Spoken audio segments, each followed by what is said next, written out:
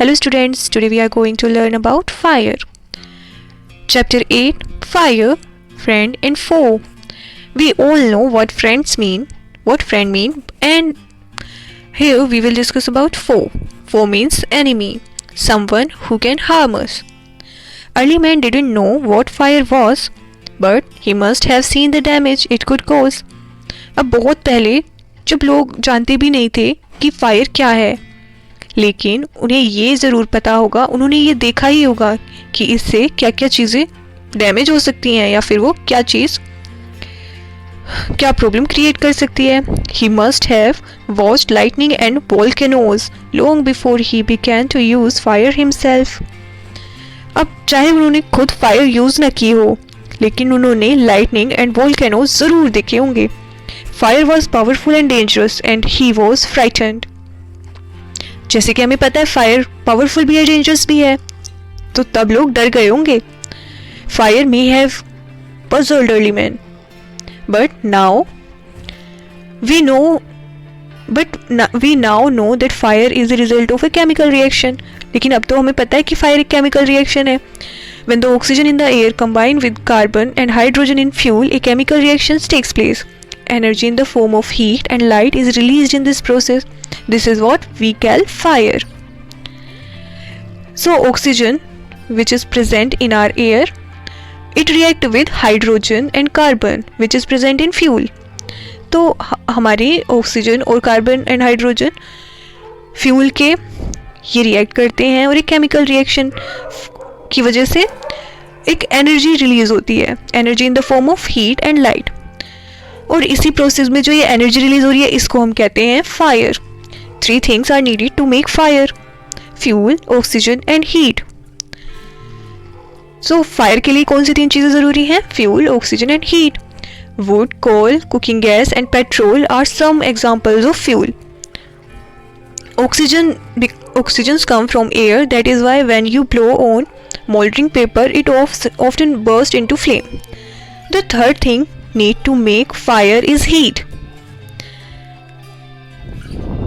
Fuel and oxygen do not make fire themselves, or else a newspaper or a stick lying in the open would catch fire on its own.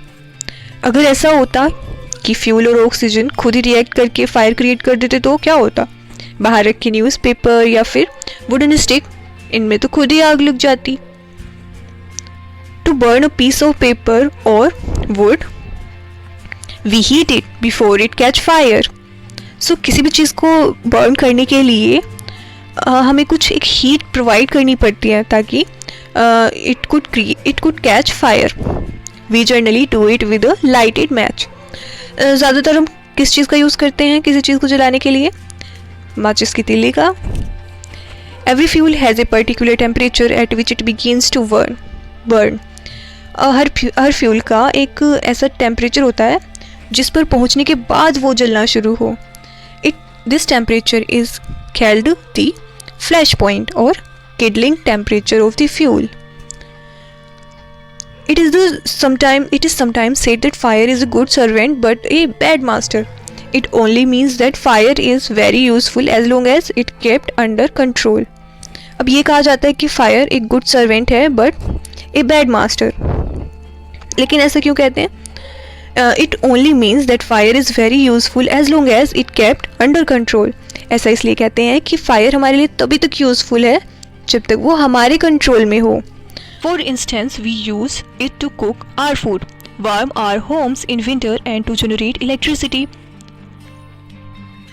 हम fire का use कई तरीकों से करते हैं, अपना food cook करने के लिए, होम को वार्म रखने के लिए, and even to generate electricity. But on the other hand, if fire gets out of the control, it can be very dangerous, right? अगर फायर पे से हमारा कंट्रोल हट जाए तो फिर बहुत ज़्यादा डेंजरस हो सकता है. Each year thousands of homes, shops are damaged by fire. अब हर साल thousands of homes and shops इस फायर की वजह से डैमेज हो जाते हैं. Vast areas of forest are also destroyed and hundreds of people are killed or injured. बहुत ज़्यादा बड़ा एरिया फॉरेस्ट का वो भी डिस्ट्रॉय हो चुका है इस आग लगने की वजह से. And hundreds of people are killed and injured, और बहुत संख्या में लोग मारे भी गए हैं hundreds of people. Just as three things are needed to start a fire, there are three main ways in which a fire can be put out. As we read earlier, three things are required to make fire. उसी तरीके से हम तीन तरीकों से fire को बंद भी कर सकते हैं. बिल्कुल. In each one of the three things needed for burning is taken away. हम उन तीन तरीकों में क्या कर सकते हैं? जो हमने तीन चीज़ें इंपॉर्टेंट गिनी थी, उनमें से कोई भी एक चीज़ बाहर निकाल देंगे या फिर उससे दूर कर देंगे तो फायर खुद ही बंद हो जाएगी. For example, we can take away the fuel. If fire has no fuel to feed on, no burning can take place. अगर हम उस फ्यूल को ही अलग कर दें तो ना फ्यूल होगा ना आग बढ़ेगी. We often let a fire die out simply by not adding more fuel. और या फिर फायर खुद ही रुक जाएगी अगर हम उसमें दोबारा फ्यूल नहीं डालेंगे. The second way of putting out a fire is to prevent oxygen from reaching it. यहाँ पे दूसरा तरीका बताया गया है कि ऑक्सीजन की सप्लाई को ही रोक दो. ऑक्सीजन कहाँ है? हमारी एयर में. तो हम इसे कैसे रोक सकते हैं? No supply oxygen means no fire. अब ऑक्सीजन नहीं होगी तो फायर भी नहीं लगेगी. Small fires can be put out और smothered with A damp blanket और ए सैक. तो हम ब्लैंकेट का यूज़ करके फायर को रोक सकते हैं. This stops oxygen reaching the burning material. अब ब्लैंकेट का यूज़ करके हम ऑक्सीजन को रोक सकते हैं. ऑक्सीजन बर्निंग मटेरियल तक नहीं पहुंचेगी. Sometimes carbon dioxide is use to extinguish fire.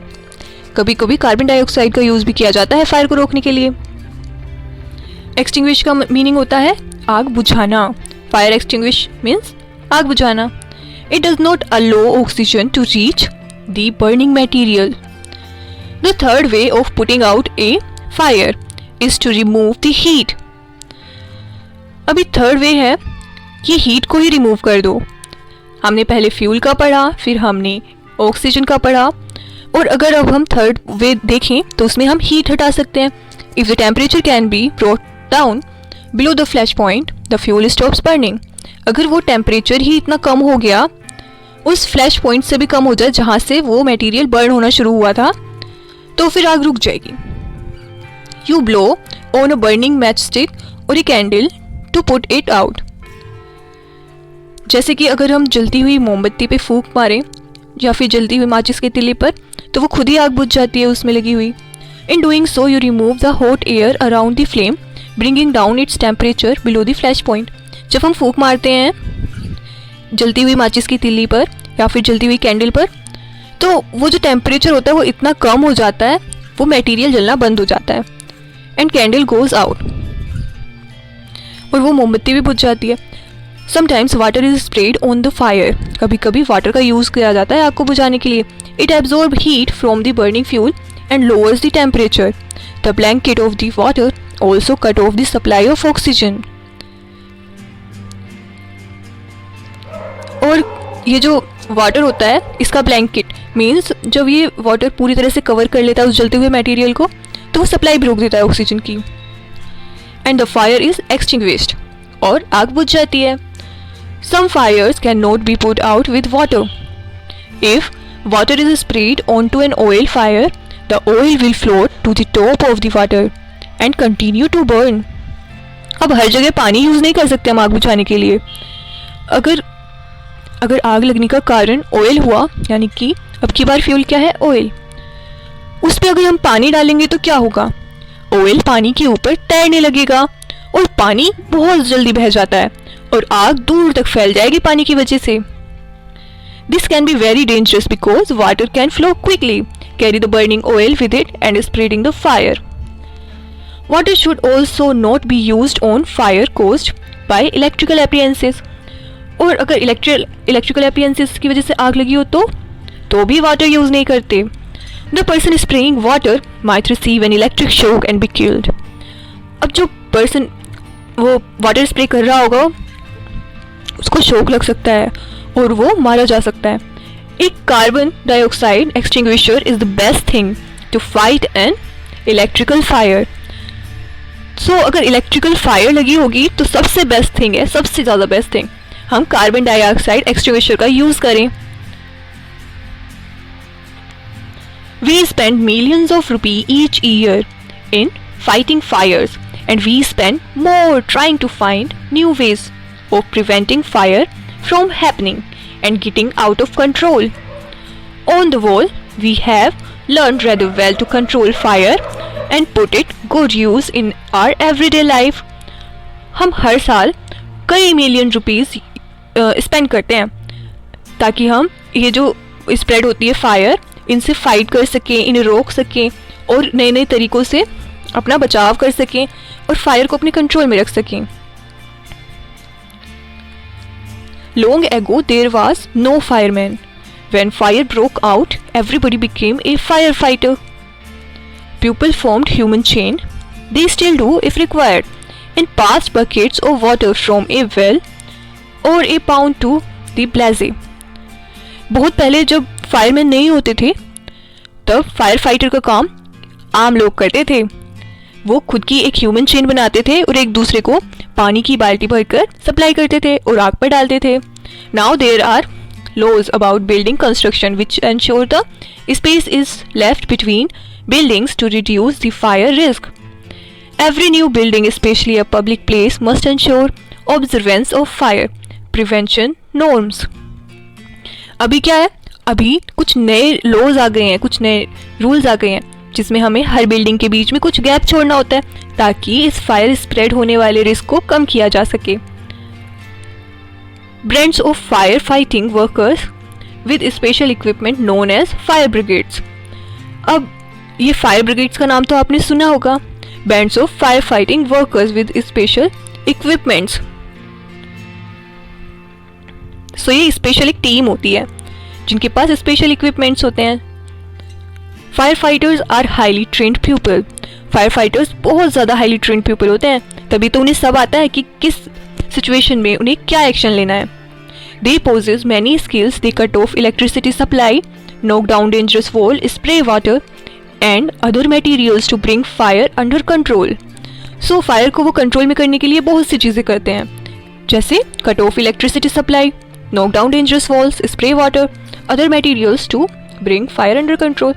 They are also trained in first aid so that they can help people suffering from burns or from the effects of smoke. उनको first aid भी आती है क्योंकि कई बार ऐसी situation होती है, लोग आग में फंस जाते हैं या फिर किसी और चीज़ में, उनको बहुत जल्दी ट्रीटमेंट की ज़रूरत होती है। तो फर्स्ट स्टेज में हम कुछ बेसिक चीज़ों में लोगों की हेल्प कर सकते हैं। अगर कोई जल गया है या फिर किसी को धुएं की वजह से कुछ हो गया है तो फिर वो उसमें फर्स्ट एड दे सकते हैं। The discovery of fire and its uses help early man to cope with nature better and gradually adopt a settled mode of life. So fire की डिस्कवरी ने बहुत हेल्प की थी अर्ली मैन की। जब ये फायर डिस्कवर हुई थी तो उस स्टोन एज में इस फायर की डिस्कवरी ने उनकी बहुत हेल्प की उनकी लाइफ को बेटर बनाने के लिए। Fire is still worshipped in many parts of the world. Fire को अभी भी बहुत जगह वर्शिप किया जाता है, यानी कि पूजा जाता है। Fire is indeed a friend but as we know it can be dangerous enemy once it get out of control. Now in this chapter what we learn, fire is friend until we use it under control, but once it get out of control it becomes very dangerous for us and will become our enemy. So fire तभी तक हमारी दोस्त है तब तक हम उसे बहुत ही केयरफुली यूज़ करें और अपने कंट्रोल में रखें, बट अगर वो हमारे कंट्रोल से बाहर हो जाए तो वो हमारे लिए डेंजरस और हमारे लिए एनिमी है।